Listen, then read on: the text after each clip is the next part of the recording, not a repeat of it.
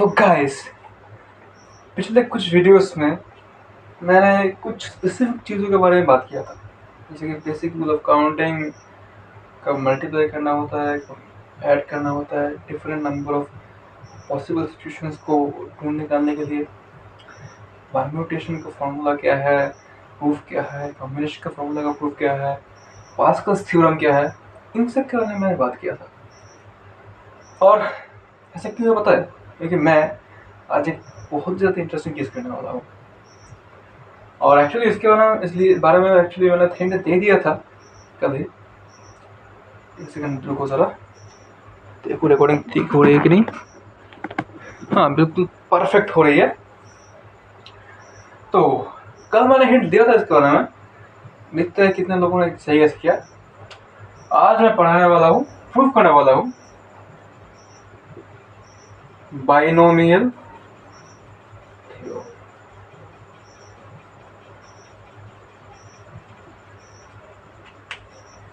देखो, binomial theorem एक ऐसी चीज़ है जो कि यूजफुल तो बहुत ज़्यादा है, लेकिन ज़्यादातर लोग इसके प्रूफ को लेकर बहुत ज़्यादा कंसर्न नहीं होते।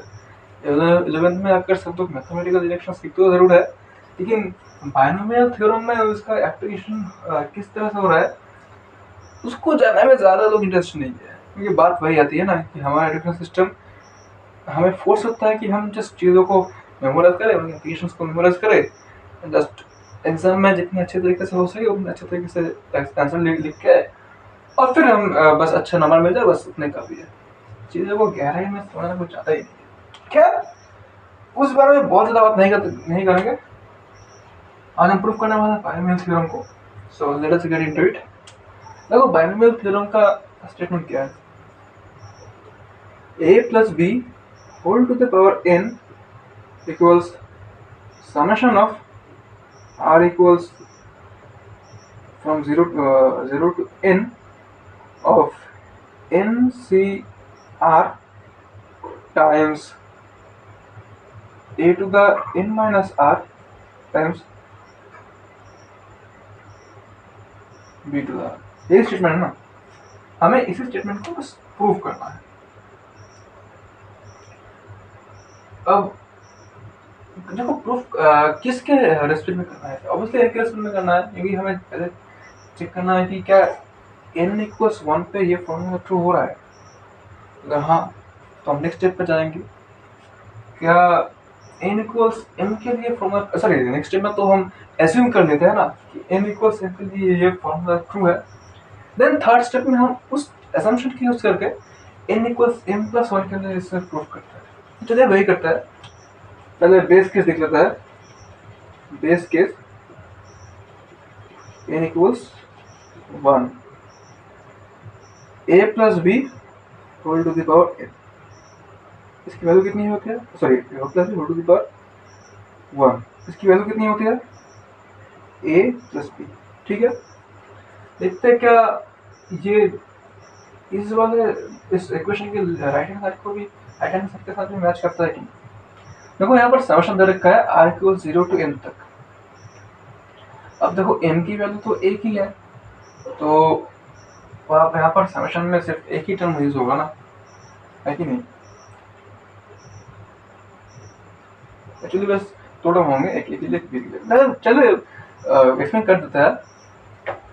पहला टर्म क्या होगा? 1 c 0 times a to the 1 minus 0 times b to the 0 plus 1 c1 a to the 1 minus 1 times b to the 1। देखो, पहले बात nc0 की वैल्यू और nc1 की, सॉरी, ncn की वैल्यू सेम होती है और दोनों की वैल्यू होती है 1। अब ऐसा क्यों है? तुम खुद से, एक्चुअली इसके बारे में बहुत बात नहीं करना चाहता। तुम खुद से अगर पेन पेपर लेके इसे थोड़ा सा ट्राई आउट करके देखोगे तो तुम लिखिएगा कि nc0 और nc1 दोनों की ही वैल्यू सेम होती है, जो कि होती है 1। इसकी वैल्यू हो जाएगी 1, और यहाँ पर a के पावर में है 1 माइनस 0, जो कि सिर्फ 0 है, सॉरी जस्ट 1 है। b की पावर 0, यानी b की पावर 0 मतलब 1, यहाँ पर आ रहा है 1 times a times 1 plus 1 NCN, और यहाँ पर 1CN है तो ये 1 ही आएगा। 1CN a की पावर इस टाइम पे 0 है, ये 1 और b की पावर है 1, यानी ये चीज बन जाता है a प्लस b, यानी n इक्वल्स 1 के लिए तो ये स्टेटमेंट ट्रू है। अब नेक्स्ट स्टेप क्या है? नेक्स्ट स्टेप है n इक्वल्स m के लिए हम एज्यूम कर लेंगे कि ये फॉर्मूला, ये स्टेटमेंट ट्रू है। चलिए करता है, इंडक्टिव अजम्पशन कहता है इसको।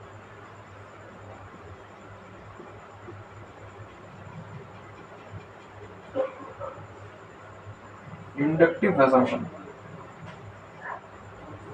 n इक्वल्स m, हम ऐसा एज्यूम कर लेते हैं कि n इक्वल्स m पे ये ट्रू है, यानी a plus b whole to the power m equals summation of r equals from 0 to 1, from r equals 0 to 1, 0 to m of mcr times a to the m minus r b to the r। देखो मैंने पिछले एक video में मैंने बात किया था कि क्यों मैथमेटिकल इंडक्शन काम करता है, तो आई डोंट थिंक इस चीज़ को लेकर किसी के मन में भी कोई डाउट होना चाहिए, बिल्कुल भी डाउट नहीं होना चाहिए किसी के मन में। अगर डाउट हो रहा है तो वो वीडियो, उस वीडियो का लिंक मैं दे दूंगा, देख लेगा। ठीक है, ये असम्पशन है हमारा। यहाँ पर एक्चुअली मार्क कर देते हैं इसको, नंबर 1 कहते हैं। अब देखो, अब हमें n इक्वल्स m प्लस 1 के लिए प्रूव करना। ठीक है, पहली बात, जो इक्वेशन है इसके लेफ्ट हैंड साइड क्या है? लेफ्ट हैंड साइड है, लेफ्ट हैंड साइड होगा इस केस में a plus b whole to the m plus 1। ठीक है, इसको हम देखो जरा, देखो तो क्या हम इसका ऐसे लिख सकते हैं, a plus b times a plus b whole to the power m। ठीक, बिल्कुल लिख सकता है। जिसको अगर इसको इंडेक्स के बारे में थोड़ा सा भी आइडिया होगा, बहुत पता है कि ये दोनों चीज़ें सेम है। ठीक है, अब नेक्स्ट स्टेप में क्या करेंगे, हमें पता है कि a प्लस बी इक्वल्स ये जो चीज़ है ये ट्रू है, यानी a प्लस बी की जगह हम इस वैल्यू को सब्स्टिट्यूट कर सकते हैं, यानी this would become a plus b times this सम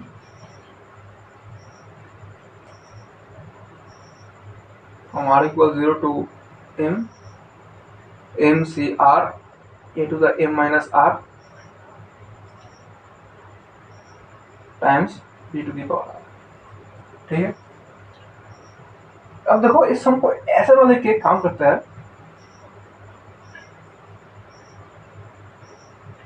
हम इसको ऐसे लिखते हैं,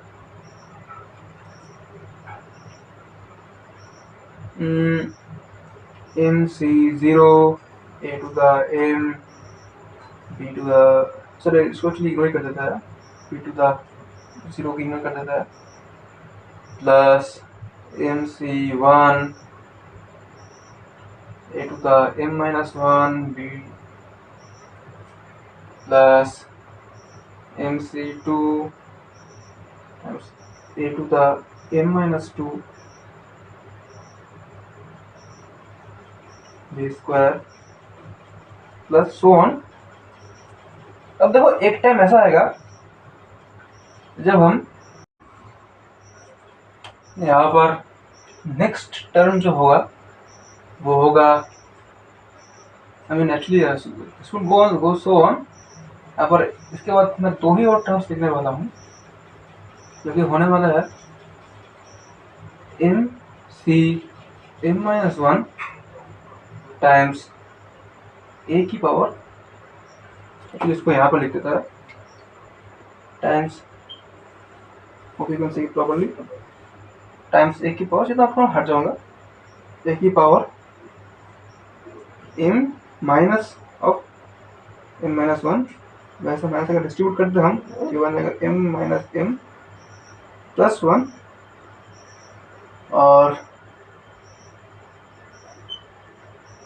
यहाँ पर b की पावर हो जाएगी, b की पावर हो जाएगी m-1। इसके बाद एक और टर्म लिखूंगा बस, m c m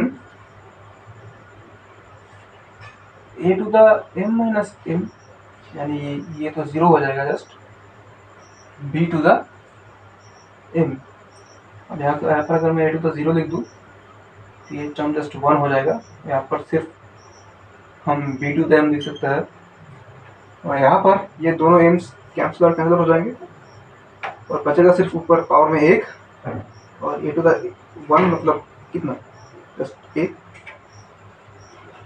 अब देखो, अब हम क्या करने वाले हैं, यहाँ पर जो a प्लस बी है, हम इस चीज से इस पूरे सम को मल्टीप्लाई करने वाले हैं। एक्चुअली हम ये काम ऊपर करेंगे, तो यहाँ पर जगह वगैरह रखना थोड़ा सा इशू है।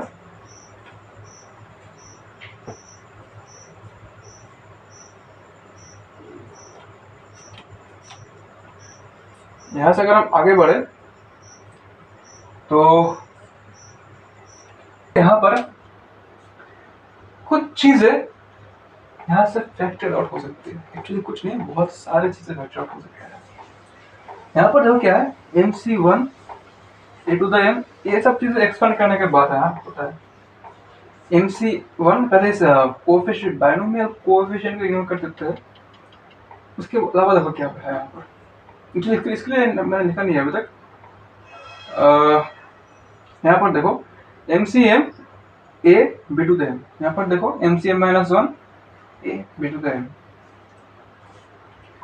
यहाँ पर देखो MC2 a to the m-1 b square, MC1 a to the m-1 b square.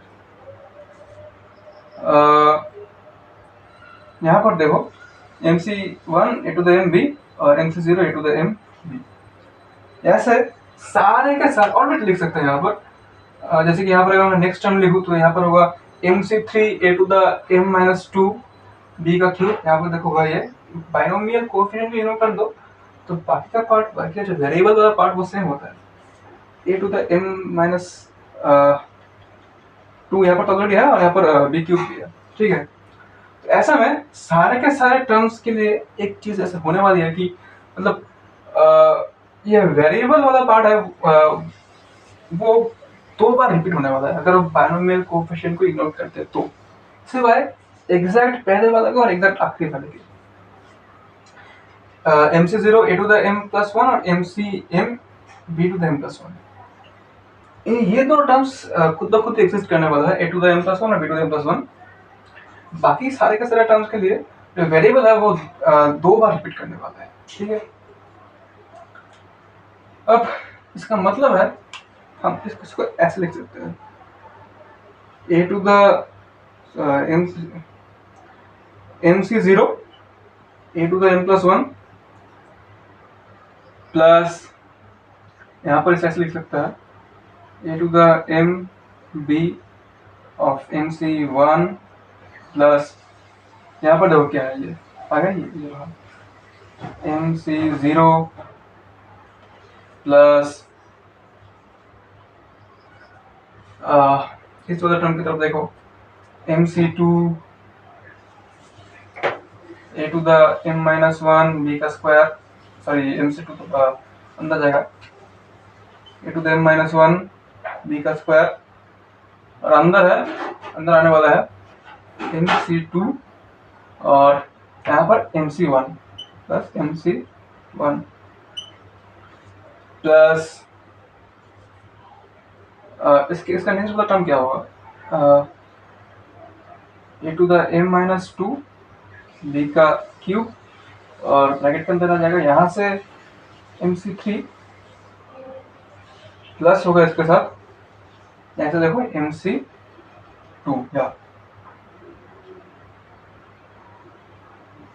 Dot dot dot, और ऐसा हर एक टर्म के लिए होने वाला है तब तक जब तक हम एग्जैक्ट लास्ट टर्म तक ना पहुंच जाए। और लास्ट टर्म है क्या हमारे पास, MCM b to the m plus 1।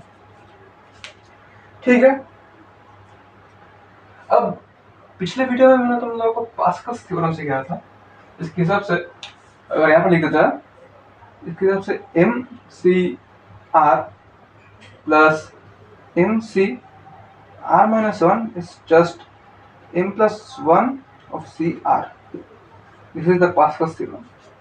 जरा गौर करो तो नोटिस होगा कि हर एक जगह पर बाइनोमियल कोफिशिएंट के ऊपर ये फॉर्मूला अप्लाई होने वाला है। mc1 plus mc1 minus 1, mc2 plus mc2 minus 1, mc3 plus mc3 minus 1। ऐसा करते करते चला जाएगा, मतलब ऐसा करते करते तब तक हम चलते रहेंगे जब तक हम एग्जैक्ट लास्ट टर्म तक ना पहुंचे। यानी हम इन सब की इन सारे बाइनोमियल कोफिशिएंट्स में पास्कल्स थ्योरम का यूज करके इन्हें डिफरेंटली लिख सकते हैं। इनकी जगह हम सिंपली लिख सकते हैं, वेरिएबल की जगह हम सिंपली लिख सकते हैं m plus 1 c 1। ठीक है। सेकेंड वाले के लिए सिंपली लिख सकते हैं m plus 1 c 2। थर्ड वाले के लिख सकते हैं सिंपली m plus 1 c 3। और ऐसे एग्जैक्ट लास्ट टर्म तक, लास्ट के वाले के पिछले टर्म तब तक चलता रहेगा। और यहाँ पर लास्ट के जस्ट पहला वाला टर्म जो होगा मैं उसको भी लिख ही देता हूँ। वो होने वाला है a b to the m, a b to the m। यहाँ पर एक्चुअली है भी a b to the m, ये रहा। अंदर होने वाला है mc m minus 1 plus m c m। अब इन दोनों की जगह हम लिख सकते हैं सिंपली m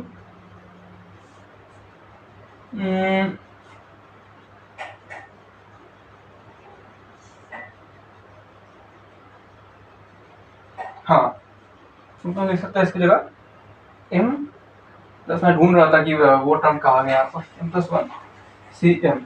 ठीक है, ये लास्ट के जस्ट पहले वाला टर्म। अब एक चीज तुम नोट करो, एक जो पहला वाला टर्म और एक जो लास्ट वाला टर्म है, उन दोनों को छोड़कर हर सारे के सारे बाइनोमियल सारे के सारे टर्म्स में जो बाइनोमियल कोफिशिएंट है उसमें m plus 1 c1 आ रहा है। मतलब यहाँ पर नीचे चाहे कुछ भी हो, ऊपर तो m plus 1 आ रहा है हर एक के लिए। इसका मतलब हम प्रूफ के काफी करीब पहुंच चुके हैं। अब एक चीज तुम यहाँ पर हमने दिमाग में लिख के रख दो, इसके लिए एक्चुअली मुझे ऊपर वाले पार्ट को मिटाना पड़ेगा। देखो मैंने आई थिंक इससे पहले भी इसके बारे में बात किया था, आई डोंट नो कैसे वीडियो में किया था, I don't remember that now. mc0 या फिर जनरल फॉर्म में लिखते हैं mc0 इक्वल्स mcn इक्वल्स 1। यानी अब देखो ये तुम्हें ऐसे याद करने की जरूरत नहीं, तुम खुद भी अगर पेन पेपर लेके इन दोनों को इवैल्यूएट करोगे तो 1 ही मिलेगा। यानी यहाँ पर जो mc0 है इसकी वैल्यू है 1, और यहाँ पर जो mcm है इसकी वैल्यू भी 1 है। क्यों ना हम एक काम करें, हम इन क्योंकि हमें पता है कि इन बाइनोमियल कोएफिशिएंट्स की वैल्यू 1 होती है, तो हम एक काम कर सकते हैं, इनको थोड़ा सा चेंज करने की कोशिश करते हैं, लेकिन हम ये मेक श्योर करना पड़ेगा कि इनकी जो वैल्यू रहे, इन कॉम्बिनेशन की जो वैल्यू रहे वो 1 ही हो। ऐसा हम कैसे कर सकते हैं? पहली बात, यहाँ पर mc0 है, अगर हम यहाँ पर m की जगह m plus 1 भी लिख दे और उसके बाद c0 हो तो भी उसकी वैल्यू 1 ही होने वाली है। यहाँ पर चाहे कोई सा भी इंटीजर हो, इस एक्सप्रेशन की वैल्यू हमेशा 0 होने वाली है, हमेशा 1 होने वाली है, एज लॉन्ग एज इसके नीचे 0 हो। यहाँ पर देखो, हम यहाँ पर ऊपर नीचे दोनों जगह प्लस 1 कर दे, तो यहाँ पर भी क्योंकि ऊपर और नीचे सेम चीज है तो इसकी वैल्यू भी हमेशा 1 होने वाली है एज लॉन्ग एज ऊपर नीचे सेम चीज रहती है। अब नोटिस करो कि हर एक टर्म में जो बाइनोमियल कोएफिशिएंट हमारे पास आ चुका है उसमें m+1 आ रहा है। m+1 का कुछ स्पेसिफिक कॉम्बिनेशन है जो कि जिसकी शुरुआत होती है 0 से लेकर 1 2 3 चलते चलते एकदम m+1 तक। यानी क्या हम इसको ऐसे लिख सकते हैं, यहाँ पर ऊपर लिख देते हैं, क्या हम इसको ऐसे नहीं लिख सकते, समेशन ऑफ